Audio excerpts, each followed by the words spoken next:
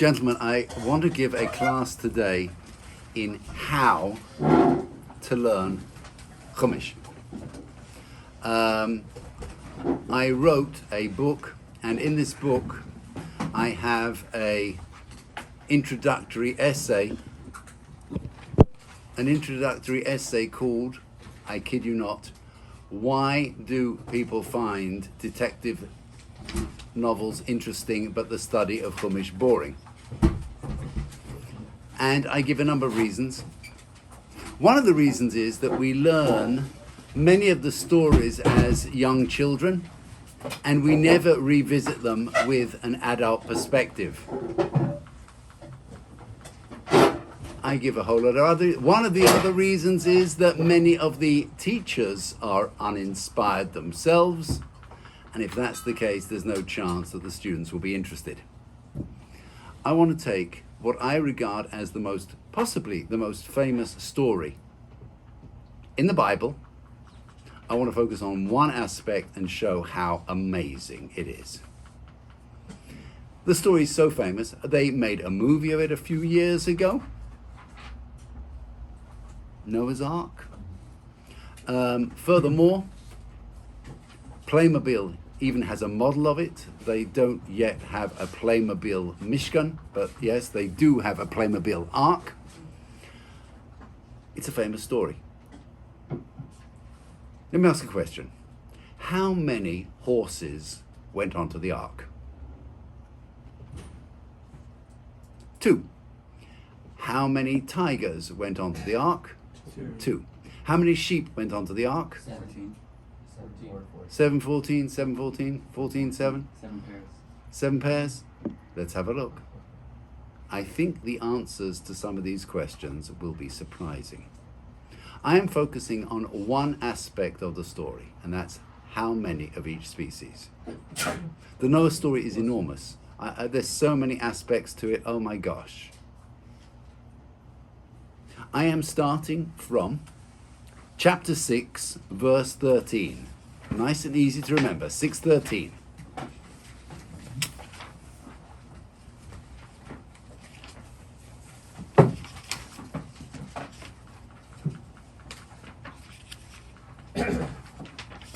Okay, I will read it in English. God said to Noah, "The end of all flesh has come before me, for the earth is filled with robbery through them, and behold, I'm about to destroy them from the earth." Now, verses 14, 15, and 16 we will not be studying. Why will I not be studying those verses? Because they deal with the construction of the vessel. And I will be today studying zoology, not archaeology.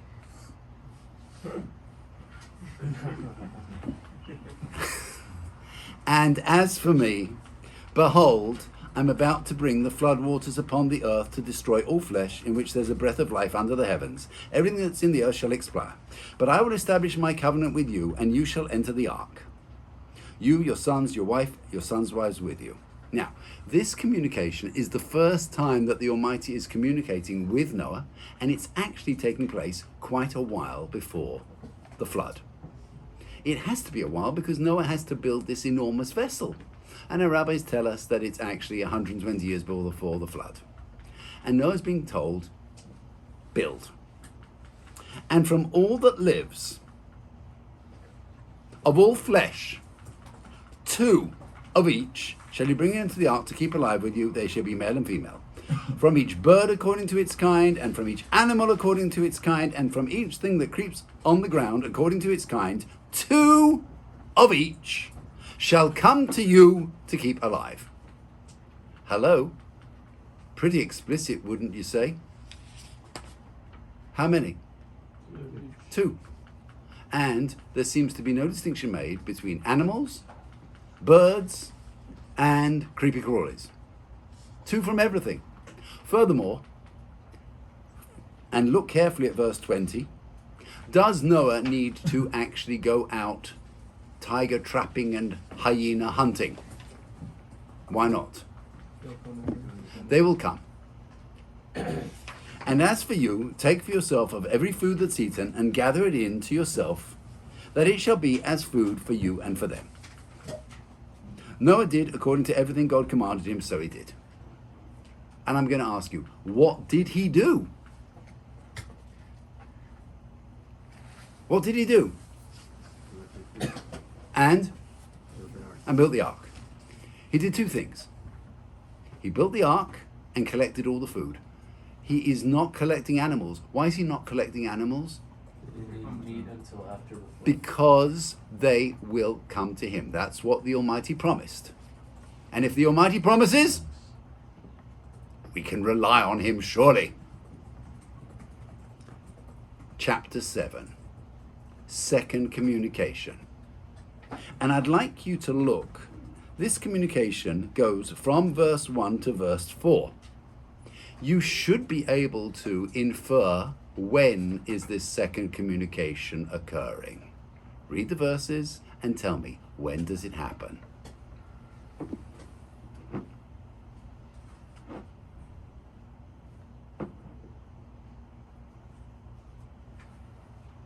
would suggest 7 days 7 days? later. 7 days before the flood. 7 days before the flood.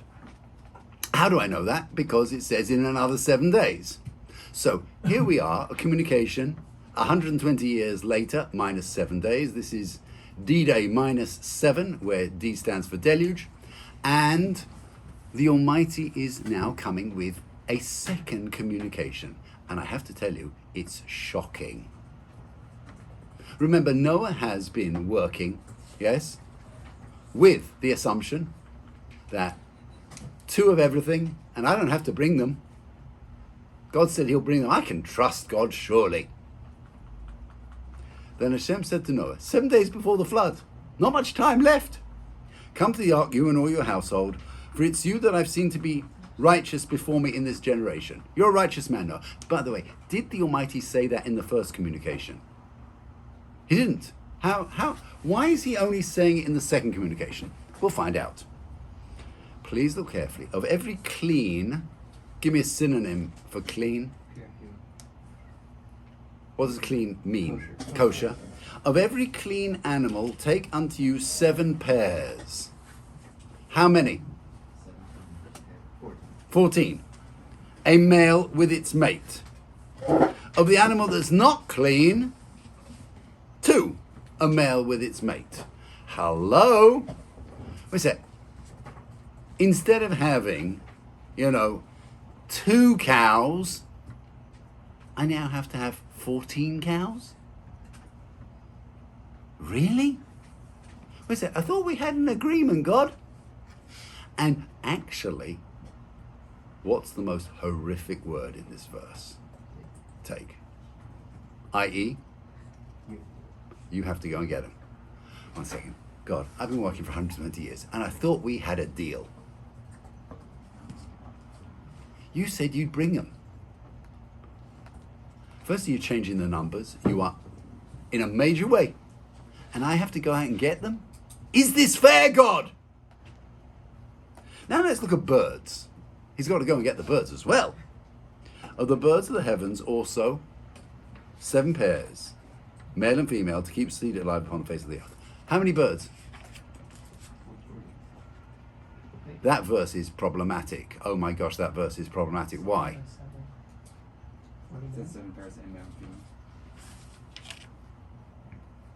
Can I tell you why? No distinction made between kosher and non-kosher when it comes to the birds. Have a look. Animals, it's very clear. 14 kosher, 2 non-kosher. What about the birds? 14 for all of them. Surprise, surprise. Am I right? Yes? Furthermore, something is conspicuously absent from this second communication. What? Creepy crawlers. No mention of creepy crawlers. They've disappeared. No mention of creepy crawlers. Clean animal, 7 pairs. Non-clean animal, 2. Birds, across the board, 14, and no mention of creepy crawlers. What is going on? For in 7 more days' time I will send rain upon the earth, 40 days and 40 nights, and I will blot out all existence that I've made from upon the face of the ground. And Noah did according to everything Hashem commanded him. What did he do? What did he do after the second communication? Gathered all the animals. So he went and brought, of the kosher animals, how many please? 7 pairs. Of the non-kosher animals? 2. Of the birds? 7 pairs. 7 pairs across the board. Did he bring creeper crawlies? No. Gentlemen, does everyone appreciate this is not straightforward or not? They don't teach it this way, do they? You know why? Because people aren't reading. Well, we learned the story. Read it. Noah was, verse 6, Noah was 600 years old when flood was water upon the earth. We have finally arrived at D-Day. What happens on D-Day? Noah, with his sons, his wife, and his sons' wives with him, went into the ark because of the waters of the flood. And verses 8 and 9 are just astounding. Of the clean animal, of the animal that's not clean, of the birds, and of each thing that creeps upon the ground, 2 by 2, they came to Noah into the ark, male and female, as God had commanded Noah. They're already on the ark. Noah brought them on the ark after communication too. What are they doing? Is this the second coming? What is occurring? And the numbers are changing again. Gentlemen, I'm trying to show you, if you read this as an adult, you realize there's a lot of questions here. What is happening? I will give you one more question. This is my question. I hope you'll enjoy the answer. Let's start with the following. Why do I need a minimum of 2? To reproduce, to procreate. And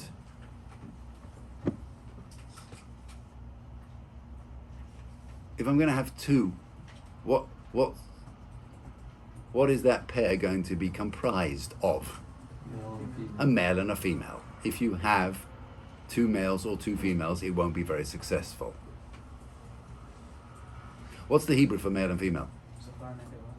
Zachar Nekeva. And if you have a look at, let's say, chapter 6, verse 19, yes, you're quite right. It says, Zachar and Nekeva yeru. They shall be male and female. However, if you look at verse 2, chapter 7, verse 2, what does it say? Bring from every pure animal, tikach lo shiva shiva, ish ve'ishto. What's that mean? Man and wife. And once again, ish ve'ishto in the same verse. Is there a difference between male and female and man and wife? And if so, why are different phrases being used?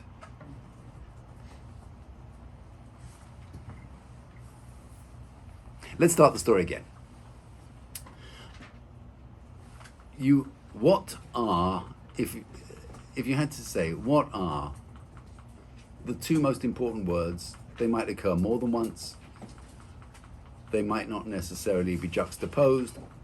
Point out 2 words that are crucial words for the story. Crucial. What might they be? Teva? Mabul? Noah? Okay. I am today going to give you 2 crucial tools for learning Chumash. Are you ready? I'm going to start again. I'm going to start chapter 6, verse 13 in the original Hebrew. Please look carefully.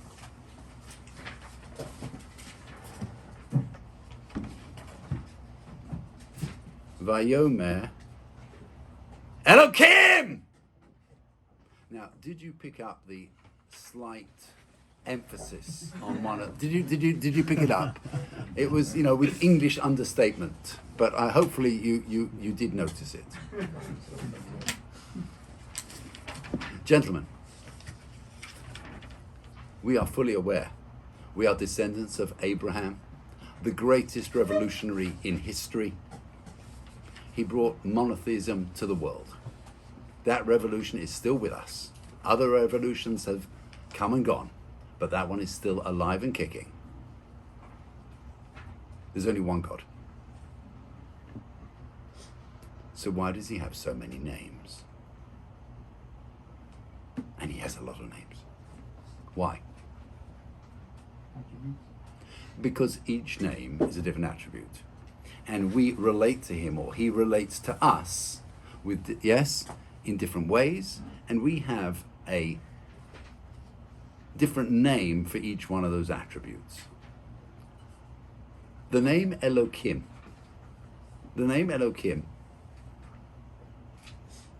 describes God with his attribute of justice,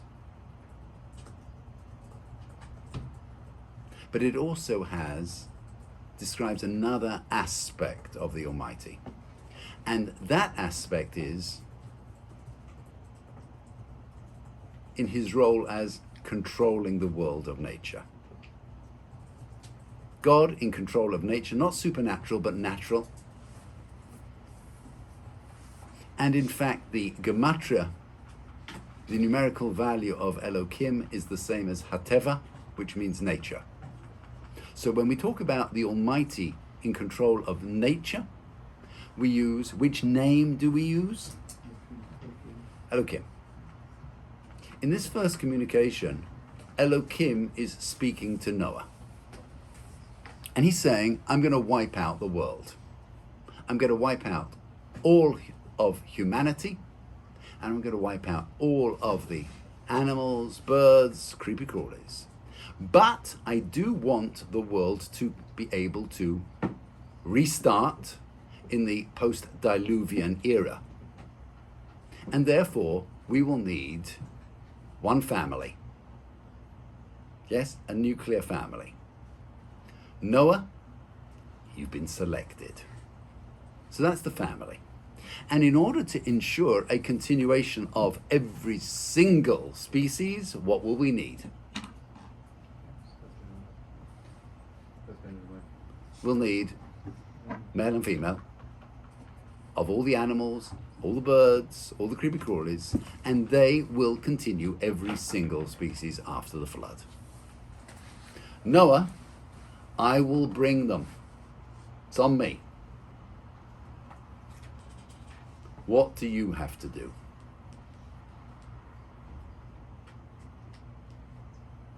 Build the ark and bring food. The food will not come by itself. You have to gather the food and you have to build the ark, but I will deal with the animals. Great. Now, Noah is actually on the ark. How long is he on the ark for? A year, a solar year. 365 days. You can imagine after that voyage, he and family leave the ark, and they probably think, the food was okay, but I could really do with a nice fresh pizza. And they look around. Any pizza stores in sight? Nothing. I'd like some new clothes. No Gap stores. Just basically one big Gap. Nothing there. Now, you are Noah, and you're aware that after the flood, that is going to be the situation. Nothing there? Nothing. What do you want to do? What do you want to do? Cook dinner? You want to stock up on the ark before you set sail. If there are not going to be any clothes stores, what do I want to do? Bring a lot of clothes. I can't buy anything. I can't buy anything, and therefore I want to bring it with me. Now, what do I want to bring with me? Well, I want to bring furniture, tables, chairs. I want to bring clothes. I want to bring all my kitchen tools, plates, knives, forks, spoons. Noah was a farmer. I want to bring my farming implements. He invented the plow, as we know from Rashi. I want to bring some plows with me.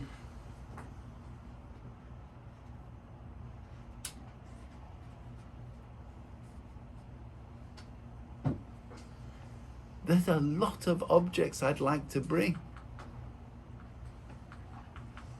When you came from America, could you bring as much as you wanted? There was quite definitely a weight limit. Is there going to be a weight limit on the ark? I mean, I just think about the following. If Noah's wife and daughters-in-law bring their entire wardrobe, will this vessel float? Forget the elephants.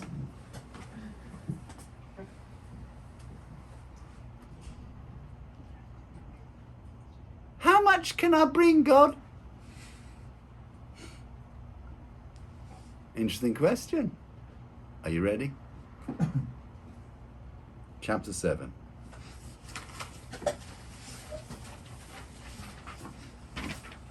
Vayomer Hashem. Isn't that beautiful? Isn't that significant? Vayomer Hashem. Who's speaking? Who's Hashem? Or what attribute? Compassion. Compassion, mercy. Hashem is speaking. And what does he say? Bo ato v'chol beischa. Come and all your household. This isn't referring to people. It's not family, because they will come on the day of the flood. What does all your house mean? You can bring all your stuff, as much as you want. And do you know why? It is a combination of two factors. Firstly, who's speaking? Hashem. If it would be the God of judgment speaking, it might sound something like this. Noah, it's enough you're being saved, for goodness sake. One suitcase a person, and I don't want to hear any more complaining. But it's not the God of judgment speaking. Who's speaking? Mercy. The God of mercy. And now look carefully. What does the God of mercy say? You can come with all your house, because I've seen you to be righteous before me in this generation. To be saved, you want to know something? He doesn't need to be righteous. What does he need to be? Just the best of a bad bunch. We're going to save one family. We're going to pick the best that there is. He doesn't need to be righteous. I don't know if any of you gentlemen, yes, maybe those of us that have worked for Amazon, I don't know, but I don't know if any of you have ever traveled first class. Has anyone here ever traveled first class? There we go. I was right. Not when you were paying for your own ticket. I paid for it. Okay. Wow. It's the last airline to have credit. Okay. So indirectly, you weren't paying for it. When you travel first class, you don't have the same weight limitation. You just don't. Noah, God of mercy speaking, and Noah is righteous. The combination of those allows Noah to travel first class. Does everybody understand that? God of judgment, it wouldn't have happened. And if Noah wasn't a tzaddik, it wouldn't have happened. But the combination of the two allow Noah to bring everything onto the ark. Incredible. Old man Noah had a farm, E-I-E-I-O. And on that farm, he had a lot of animals. And he's plowing with these animals. He has oxen, and he has horses. I had the opportunity, not the last couple of years, but before that, several times to be in the States, in the middle of nowhere, in Wyoming and Montana and other such locations. Where were we together, Aviv?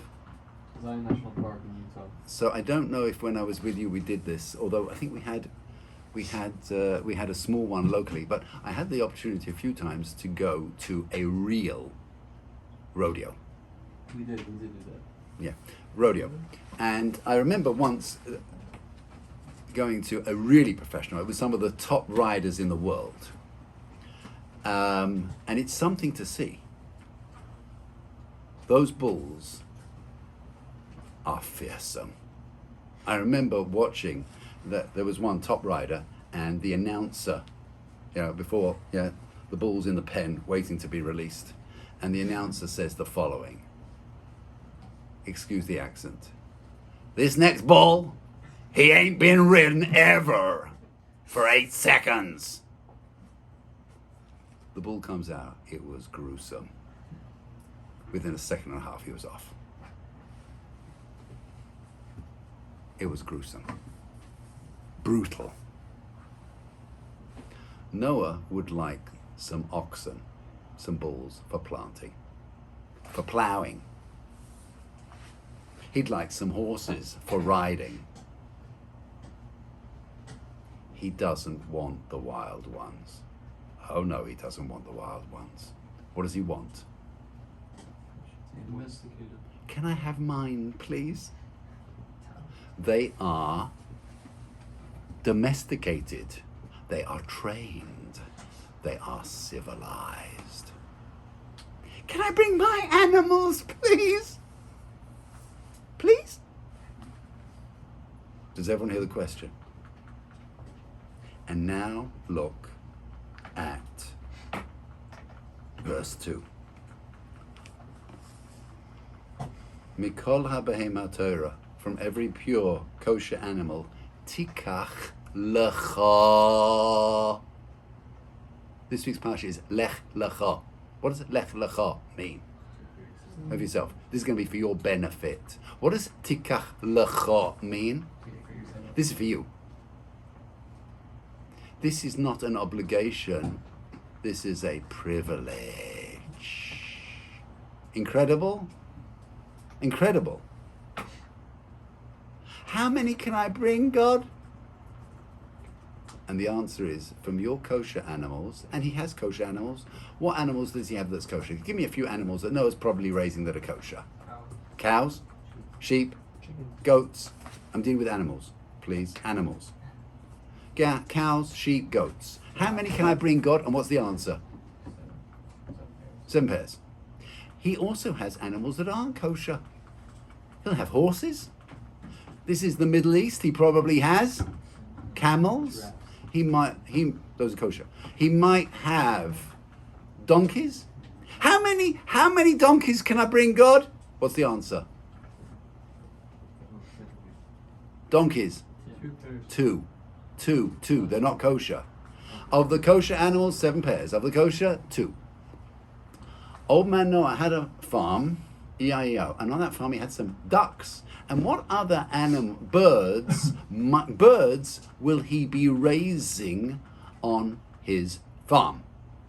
Chickens? Turkeys? Perhaps geese? Ravens. You don't raise ravens on your farm.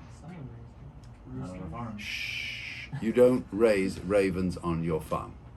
If you're the queen, you might have them, in Windsor Castle, but you don't raise them on a farm. You have chickens, geese, ducks. Common denominator, the birds that you are raising are all kosher. When the Almighty says to Noah, you can bring your birds, he doesn't need to distinguish between kosher and non-kosher. Why not? Because all of Noah's birds by definition, are kosher. No need to distinguish. And I'm sure you all realize in this second communication, which Noah, this is taking for you, no mention of creepy crawlies. Why not? Not kosher. He's not raising creepy crawlies. This is Noah's stock. Of course there's no mention of creepy crawlies. He's not raising centipedes. Incredible, yes or no? Incredible. Gentlemen, this might actually tie into a class that I might give next week, but are you ready for something so beautiful? I haven't seen anybody say this, but I'm convinced it is absolutely true. You'll tell me what you think. I'll say the idea, hopefully you understand what I mean. There are two types, let's say man and woman. There are two types of relationship they can have. Male and female, or man and wife. Did everybody understand what I meant? I hope you did. Two types of relationship. And my blessing, really, my heartfelt blessing to all of you wonderful people is that if all's well, when the time comes, your relationship should be ish v'ishto and not zacha and nekeva. That's an important blessing.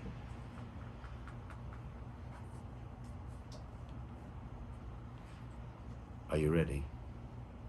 When we are talking about Noah's animals, which are domesticated and civilized, we use the phrase ish v'ishto. And when we are talking about the wild ones, they are Zocha and Nekeva. I didn't hear a wow. I think it's a wow. Yes or no? Incredible or not? Is this a different story now? Incredible.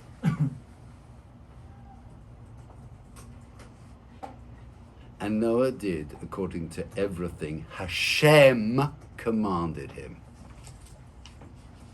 What did Noah do after the second communication? Took his house, his animals. He took, again? His house, his animals, and his birds. Yes, absolutely. He took his house, his animals, and his birds. This is all for him. This isn't an obligation. As I said, this is a privilege. Tikach lecha. Incredible. Verse 6. Noah was 600 years old when the flood was water upon the earth. Noah with his sons, his wife, and his sons' wives with him went into the ark because of the waters of the flood. Now look at the next two verses and you will see about 6 indications that this, the way we have been studying it, is 100% correct. Of the clean animal, of the animals not clean, of the birds, and of each thing that creeps upon the ground, 2 by 2, they came to Noah into the ark, male and female, as God had commanded Noah. How many of everything? How many? 2. How many of the animals? 2. How many of the clean animals? 2. One sec, I thought it was 14.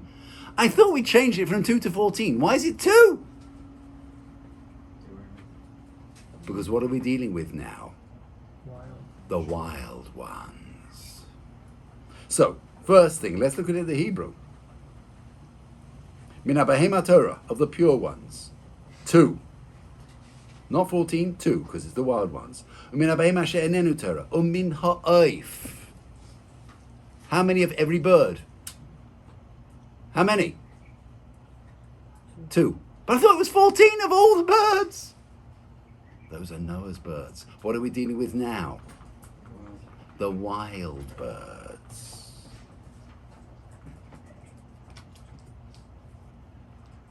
V'chol asher romes al adoma, the return of the creepy crawlies. Why were the creepy crawlies not mentioned in the second communication, but now they reappear? Because in the second communication, what am I dealing with? Noah's farm. Noah isn't raising creepy crawlies. Now the creepy crawlies are coming. Carry on. Shnayim, shnayim, 2 by 2. What is it? There's no 14s here. Why not? Because these are the wild ones. Bo'u! I thought it was tikach lecha. Yeah. Noah, take your stock. These are the wild ones. Bo'u el Noach el ateva. What's the next two? What are the next two words? Zachar nekeva. Why? Why? Because these are the wild ones. Kasher tziva Elokim es Noach. Gentlemen, what do you say? Wow. Is it a different story? It's a totally different story. What an amazing story.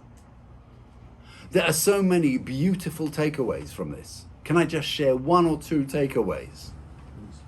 Number one, the whole world's being destroyed. The whole world. And in the middle of that, the Almighty is concerned that Noah has it good. Yes, that's significant too. I find that inspiring. I find that incredibly inspiring. I find it inspiring that there's two types of relationship. Isn't that a beautiful takeaway? Yeah, you can have the wild relationship and you can have the civilized relationship.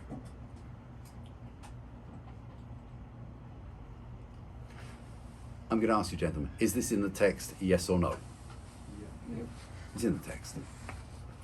I actually want to cry when I hear from students, and I teach in a lot of places, Rabbi, Chumash is boring. No, Chumash is not boring. Teachers are boring. Teachers are boring. I have picked the most famous story in the Bible.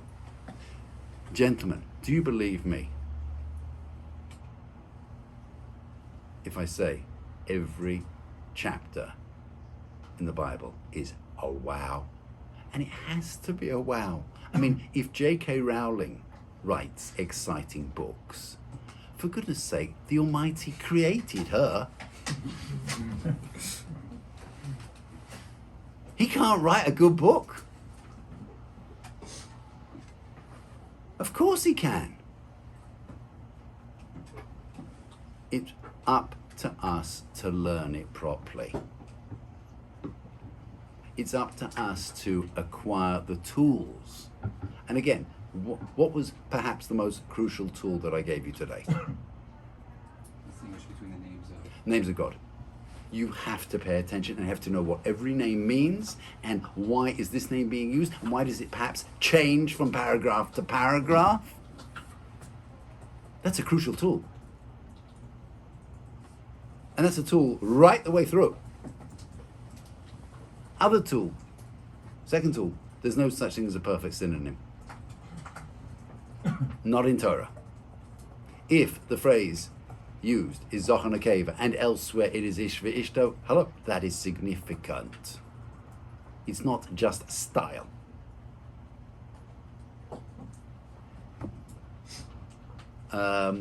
So many more tools. The more, I would even suggest as you carry on learning Chumash, you keep a list of tools. One of the books I wrote actually has about 45 tools in shaded boxes. Yes, how to learn Chumash in depth. I think these two tools are two of those 45 tools. I think it's an amazing story. I think it's a phenomenal story. I'm inspired by it. Gentlemen, I think we will stop there. I'll stop the recording and I'm happy to take any questions.